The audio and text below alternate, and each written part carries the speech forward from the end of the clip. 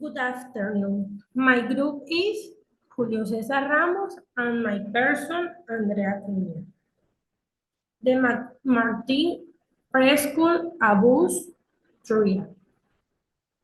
The longest and most expensive criminal trial in American history should serve a questionary tale when it was all over. The government had spent 7 years and $15 million investigating and prosecuting a case that led to no conviction. More seriously, the Mcmartin case left in its wake hundreds of emotionally demanded children, as well as ruined careers for members of the marketing staff. No on pine bigger a priest that write bouquet of the principal defendant in the case. Who spent 5 years in high awaiting trial for a crime most people recognize today he never committed. Mcmartin, who wrote Brenda Williams, said that the trial experience taught her to be more cautious. I know realize how easily sometimes can be cited and misinterpreted and blown of proportion. Another juror, McBaser, singles out expert for blame. I told some of the expert testimony about the children told you more about the expert that the children meet.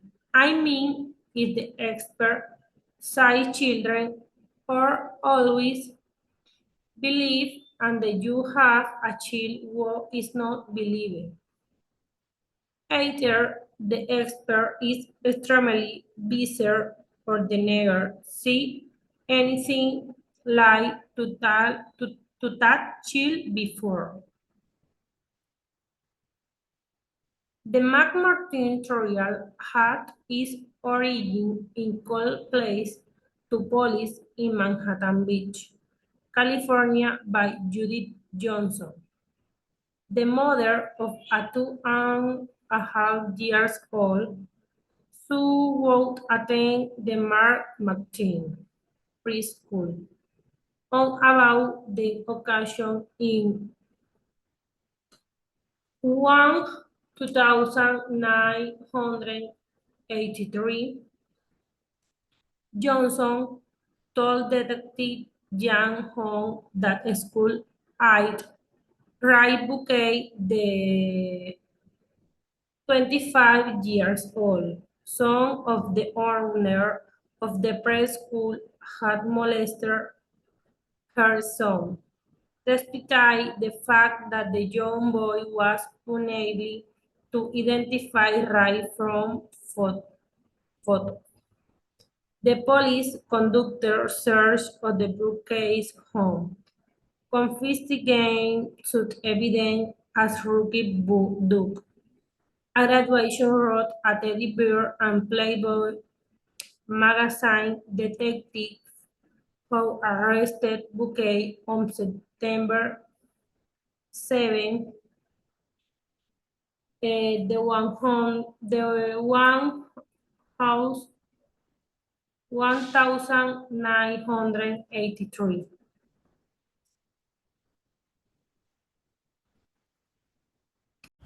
On March 22, 1984, a grand jury indicted Ray Bolke, Peggy Bolke, Ray's mother, Peggy Ann Bucky, Wright's sister, Virginia Mcmartin, founder of the Preschool 30 years earlier, and three other Mcmartin teachers, Marian Jackson, Peter Rader, and Babe Spittler.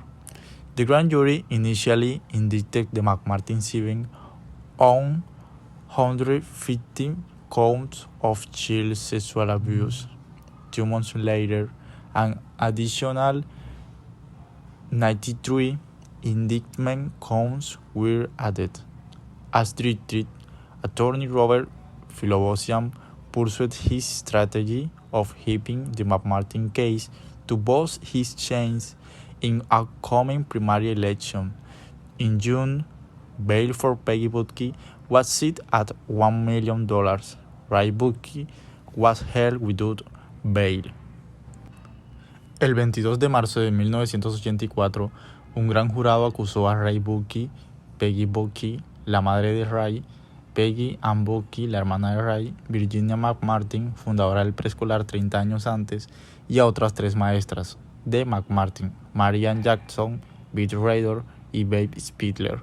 El gran jurado acusó inicialmente al Mcmartin 7 en 115 cargos de abuso sexual infantil. 2 meses más tarde, se añadieron 93 cargos de acusación adicionales, ya que el fiscal del distrito, Robert Philobosian, perseguía su estrategia de promocionar el caso Mcmartin para aumentar sus posibilidades en las próximas elecciones primarias. En junio, la fianza de Peggy Bucky se fijó en $1 millón. Ray Bucky fue retenido sin fianza. The longest and probably strangest preliminary hearing in history began before Municipal Court Judge Aviva Bob in early 1984. The chaotic proceeding featured 7 defendants, each with his or her own attorney, and 3 prosecutors. Unlike the typical preliminary hearing in which the prosecution tries to demonstrate cause for bringing the defendants to trial and the defense passively observes. The defense in the Mcmartin hearing mounted an affirmative defense, aggressively cross-examining a part of prosecution witnesses including allegedly abused children, Mcmartin parents, therapists, and medical experts. The defense repeatedly tried to raise questions as to who abused on such a massive scale could have gone undetected for years, and suggested that much of the testimony of the prosecution child witness was flatly unbelievable. La audiencia preliminar más larga y probablemente más extraña de la historia comenzó ante el juez del Tribunal Municipal Aviva Bob a principios de 1984. El caótico procedimiento contó con 7 acusados, cada uno con su propio abogado, y 3 fiscales. A diferencia de la típica audiencia preliminar en la que la fiscalía trata de mostrar la causa para llevar a los acusados a juicio y la defensa observa pasivamente, la defensa en la audiencia de Mcmartin montó una defensa afirmativa, interrogando agresivamente un desfile de testigos de la fiscalía, incluidos niños supuestamente maltratados, padres de Mcmartin, terapeutas y expertos médicos. La defensa trató repetidamente de plantear preguntas sobre cómo el abuso a una escala tan masiva podría haber pasado sin ser detectado durante años, y se sugirió que gran parte del testimonio de los testigos infantiles de la fiscalía no era totalmente creíble. On November 2, 1989, after nearly 30 months of testimony, the case went to the jury. The jury spent another 2.5 months deliberating its verdicts on 52 of the 65 charges against the 2 defendants. Some charges were dropped during the trial, including all of the charges against Peggy Bucky. The jury returned an acquittal. On the 13 remaining charges against Ray Bucky, the jury announced that it was hopeless deadlocked. Jury foreperson Louis Cham explained the vote. The interview tapes were too biased, too leading. Thus, the main crux of it, another juror told reporters, whether I believe he did it and whether it was proven are very different. Judge Ponders offered his own appraisal of verdicts. I was not surprised by verdicts. I would not have been surprised at any decision the jury made.